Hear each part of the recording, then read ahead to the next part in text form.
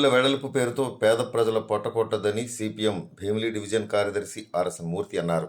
ఆనందపురం తహసీల్దార్ కార్యాలయం ఎదుట చేపట్టిన ధర్నా కార్యక్రమంలో ఆయన పాల్గొని మాట్లాడారు. క్రాస్ రోడ్ నుంచి భీమునిపట్నం వరకు రోడ్డు వెడల్పు పనులు నిలుపుదల చేయాలని డిమాండ్ చేస్తూ మంగళవారం సిపిఎం ఆధ్వర్యంలో స్థానిక ప్రజలు, రైతులు ఆనందపురం తహసీల్దార్ కార్యాలయం ఎదుట ధర్నా నిర్వహించారు.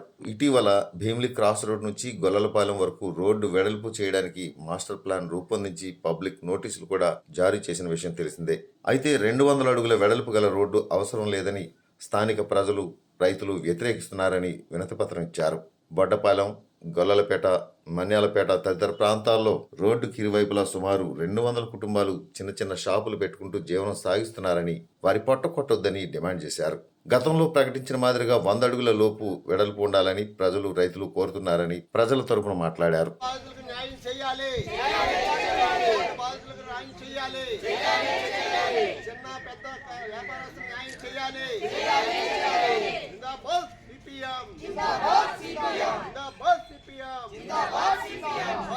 రోడ్డు బాధితుల ఐక్యత,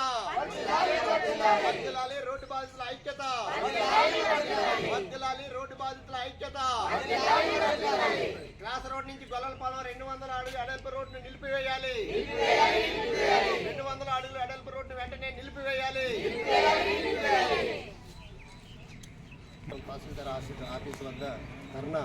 క్రాస్ రోడ్ నుంచి దొరతోట మీదుగా గొల్లలపాలెం వరకు రోడ్డు విస్తరణలో భాగంగా ప్రభుత్వం ఈ మధ్యన 200 అడుగులు అడల్పు చేస్తామని ప్రకటించింది. ఫస్ట్ నుంచి 80 అడుగుల రోడ్డుని ప్రతిపాదనలు వచ్చాయి.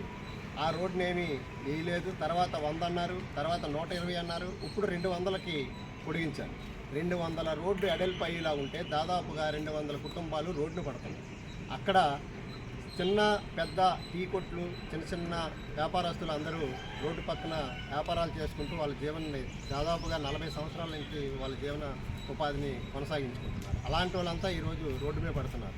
అసలు క్రాస్ రోడ్ నుంచి గొల్లలపాలెం వరకు ఈ రోడ్డు అంత అవసరం, 200 అడుగుల రోడ్డు అవసరం లేదనేది అక్కడ ఉన్నటువంటి రైతులు కానీ, స్థానికులు కానీ, అక్కడ ఉన్నటువంటి పేద ప్రజలందరూ కోల్పోతున్నారు. ఒక పక్క మొన్నే వడా ఆఫీస్ దగ్గర కూడా ధర్నా చేసాం.